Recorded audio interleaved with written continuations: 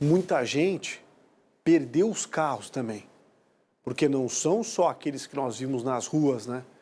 Gente que deixou o carro em estacionamento e simplesmente, quando olhou, dava para ver só parte do teto do carro.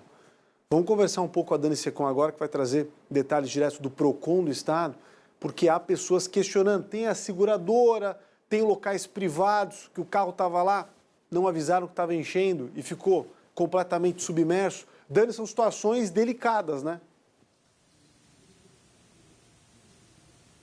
Exatamente, Polito, até porque, como você comentou, tem muita gente que perdeu completamente o carro, né? Não funciona mais, deu perda total, estava algumas vezes em estacionamento, outros estacionado na rua, acabou desbarrancando algum pedaço de terra, tem todas essas questões que a gente tenta entender o que o pessoal pode fazer nesse momento para reivindicar, nesse caso, se tiver um direito a uma restituição financeira. Quem vai nos orientar um pouquinho melhor com relação a isso é a delegada Michele Alves, diretora do PROCON estadual. Delegada, muito bem-vinda. Conta pra gente, existem casos específicos, né? É importante analisar cada particularidade para entender o que a pessoa pode fazer. Boa tarde. Boa tarde. Então, se o veículo estiver no estabelecimento comercial, por exemplo, um estacionamento pago ou um supermercado, enfim, nós temos o artigo 14 do CDC que enseja a responsabilidade objetiva, ou seja, cabe a esse estabelecimento fazer a indenização, seja furto, roubo, e aí o caso de chuvas, enchentes, em alguns, pode haver o entendimento de caso fortuito ou força maior, a depender do caso. Se houve comunicação ao usuário para que ele retire o carro ou coisa do tipo, então vai depender do caso concreto. A regra geral é de que, nestes casos, havendo essa relação de consumo, há o dever de indenização. Assim como também no caso de seguradoras, né? Nós temos os seguros feitos de veículos no qual há essa previsibilidade de indenização. Então, nesses casos, havendo a cláusula contratual, ela deve ser cumprida. Agora, se o veículo está em via pública, por exemplo, não há nenhuma relação de consumo, cabe a essa pessoa requerer ao município a indenização?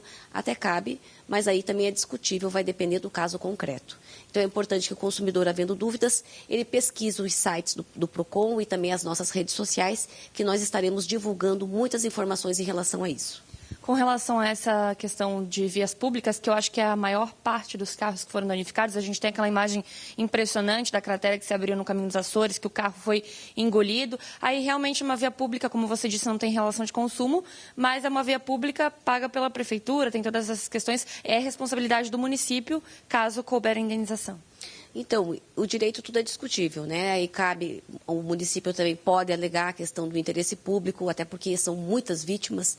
Então, é importante que, havendo uma situação como essa, cabe a essa pessoa procurar um advogado, buscar as informações e aí uma análise jurídica de cada caso concreto é que vai verificar se é interessante ingressar com essa ação indenizatória ou não.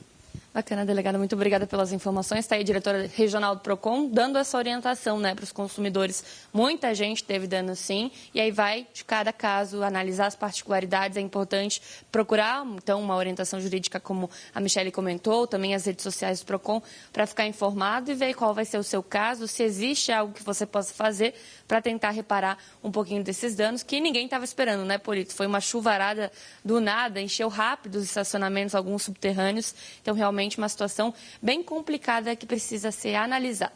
Volto com você. Obrigado, Dani. É uma situação difícil para qualquer pessoa que passou por isso, né? Imagine, além da perda material, ter que lidar com a dor de cabeça para resolver o problema, ficar muitas vezes sem o carro, sem a moto, utilizado para ir ao trabalho, para levar a família ao hospital, para questões de emergência, para o deslocamento diário. Muitas vezes o imbróglio jurídico também para se enfrentar na sequência. E em casos em que a pessoa simplesmente só está decepcionada e completamente triste, arrasada, porque não tinha seguro. Ou porque está numa situação que sabe que não vai ganhar, mesmo que entre numa guerra judicial. Situações delicadas de qualquer forma, né?